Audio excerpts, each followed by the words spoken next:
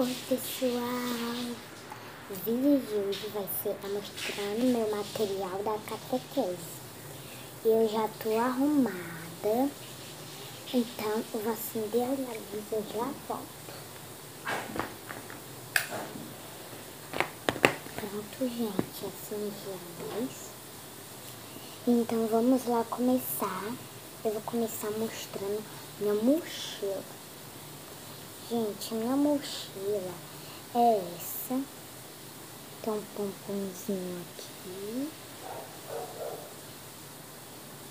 Ela é muito linda, do unicórnio. E eu tenho esse estojo, não veio junto, eu comprei separado. E eu vou começar com as canetinhas, olha.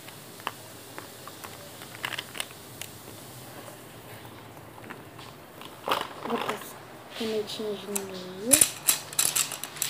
E agora, né, gente, eu vou botar os lápis.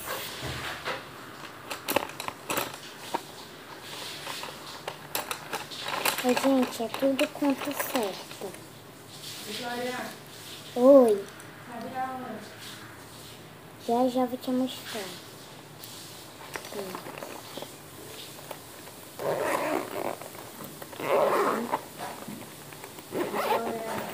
Já vou. Tem essa mochila. E eu vou guardar esse livro que tem um joguinho aqui na frente. E aqui atrás. Mas eu só vou cortar esse joguinho no dia que eu não tiver mais usando. E pronto, acabei minha mochila. Então, galera, se você gostou, clique no gostei, aperte a notificação e tchau, tchau.